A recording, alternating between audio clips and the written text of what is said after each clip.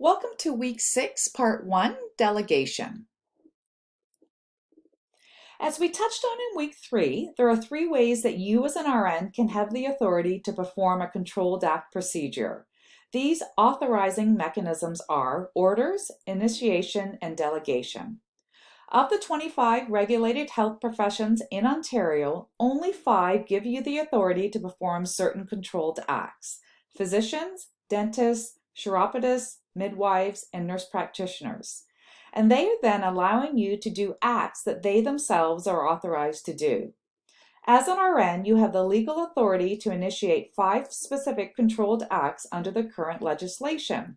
However, in practice, a setting may not allow you to initiate controlled acts. For example, if you work in a hospital setting, then you can't order treatments, as under the Public Hospitals Act, only physicians, nurse practitioners, midwives, and dentists have the authority to order treatments.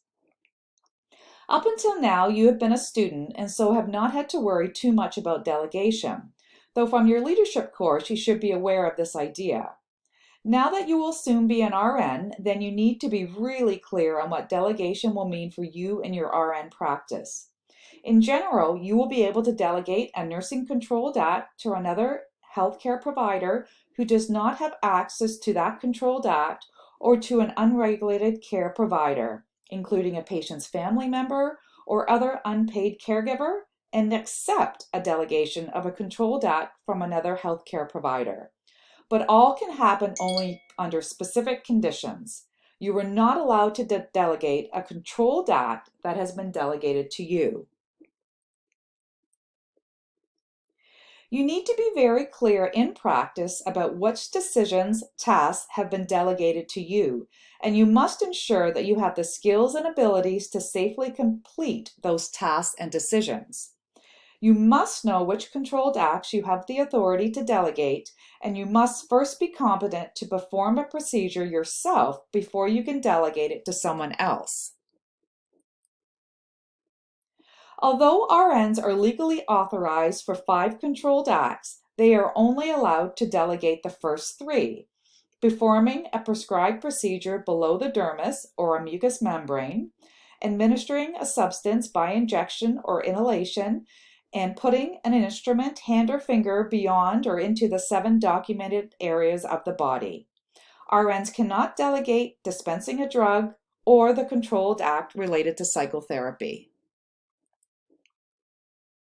You also need to know when and to whom you can delegate based on the CNO standards of practice, but then put that information into context for a particular situation, including the patient and the available staff to whom you might delegate. I strongly suggest that you always seek clarification about the RPNs and the UCPs you might be working with. What are they allowed to do in the particular setting, for example, as it could be different from setting to setting? What competencies does an individual RPN or UCP possess? Who is responsible for overseeing the UPC's work? In the organization where you are employed, make sure in particular that you know where to find information about the role responsibility of the RN related to UCPs. Patient care delegation means that you are giving another person the authority to have the autonomy to make a decision without first verifying their decision with you, the person who delegated the authority. Patient care delegation is based on provincial standards of practice. There are both advantages and disadvantages to delegation. A disadvantage is that when a healthcare provider delegates, they lose control over the situation but still retain responsibility. For example, delegation from an RN to an RPN. It is extremely important that you understand this consequence of delegating, because if your decision making around delegation is faulty, then you could end up in serious professional trouble. Another potential disadvantage is the need for you to be aware of the scope of practice for other practitioners. An advantage of delegation, though, is that decisions are then made by the people who have the best information, and so the quality of the decisions should be improved and not delayed. Another advantage is that lower-level employees have the opportunity to develop their decision-making skills, for example, RPNs or UCPs versus RN. Delegation is not required for a procedure that is considered a routine activity of living, and that is when the need for the procedure, the response to the procedure, and the outcomes of performing the procedure have been established over time and so are predictable. Then as an RN, you don't need to delegate so someone else can do the procedure.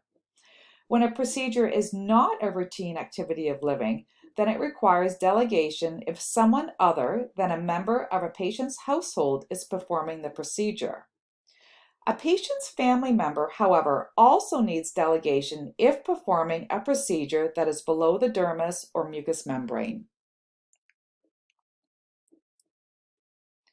You always have to fully document the delegation of a controlled act, and that is the date the delegation occurred, the name of the individual delegating the procedure to the nurse. If the nurse is authorizing the delegation, then the name of the individual to whom the procedure has been delegated, and 4, any conditions that apply to the delegation.